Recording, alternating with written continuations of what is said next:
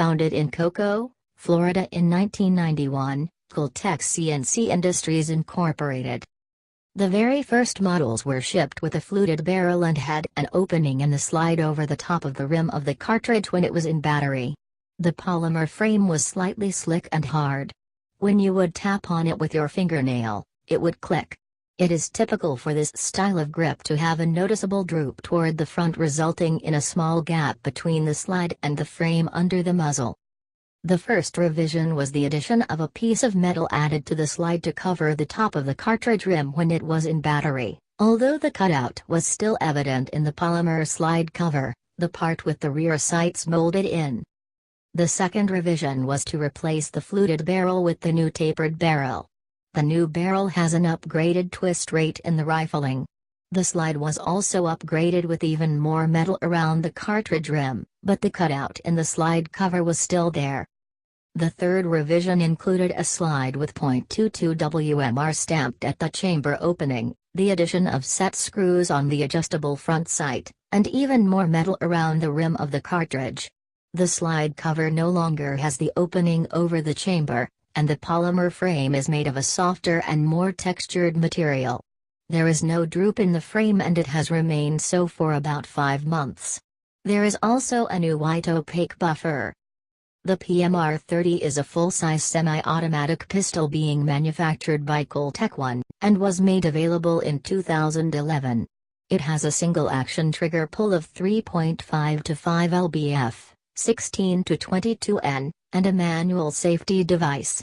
1. It is chambered in .22 Magnum, aka .22 WMR, and the factory-shipped double-stack magazine has a capacity of 30 rounds. The PMR-30 uses fixed fiber optic open sights. The slide is also pre-drilled to allow for the mounting of various red dot sights with the purchase of appropriate mounting plates from the manufacturer. It has a European-style magazine release.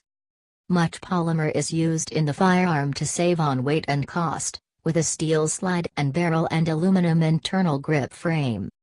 Since its initial market introduction, the PMR-30 has undergone several improvements due to problems with the early available design. The twist rate on the barrel rifling was increased to 111 to better stabilize bullets and reduce keyholing.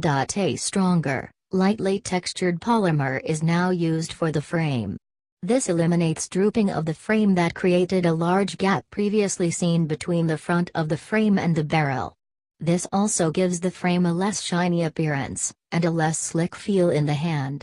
More metal was added as reinforcement at the breech to completely cover the rim of a loaded cartridge, presumably for increased user safety in the event of a cartridge case separation. Additional improvements to the newer design include screws that may be loosened to adjust the front sight for windage, and .22 WMR stamped on the slide. While a standard 40 grains .22 Magnum, .22 WMR, round reaches velocities near 2000 fps, 600 meters per second, at about 355 feet per pounds of energy equals 0.5 weight velocity to 7,000, 32.175. When fired from a rifle, the velocity and energy is significantly lower when fired from a handgun due to the shorter barrel. A standard 40 grains .22 Magnum round fired from the PMR-30 is approximately equal in velocity and energy to a standard 40 grains. 22 LR round fired from a rifle.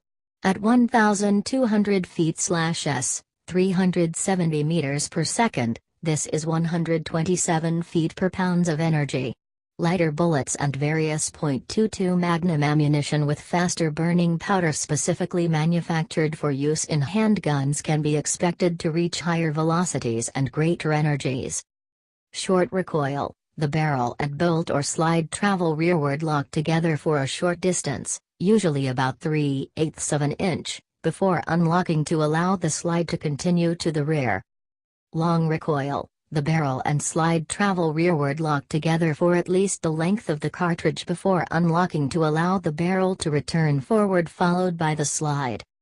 Simple blowback, the opposite reaction of pushing the bullet forward causes the low-pressure cartridge case to drive the bolt or slide rearward to extract and eject the empty casing.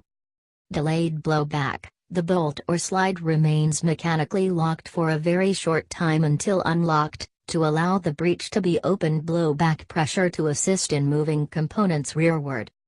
Retarded blowback. The bolt or slide is not mechanically locked, but only semi-locked using a combination of spring-assisted leverage, or friction which, when overcome, immediately allows blowback to assist in moving components rearward. The difference between delayed and retarded blowback is not only technical but also actual, and while often misunderstood, is clearly defined and illustrated in the 10-volume set, The Machine Gun, by Colonel George H. Shinn. If you're wondering whether virtually all firearms currently described as being delayed blowback are in reality retarded blowback, you're right, but don't expect such descriptions to change. Just remember that the difference is locked versus half-locked. The PMR-30 profile is a flat, slim 1.3 inches. It's full size, with an overall length of 7.9 inches, the barrel taking up 4.3 inches. What's surprising is the weight. With a fully loaded 30-round magazine, the PMR-30 is only 19.6 ounces.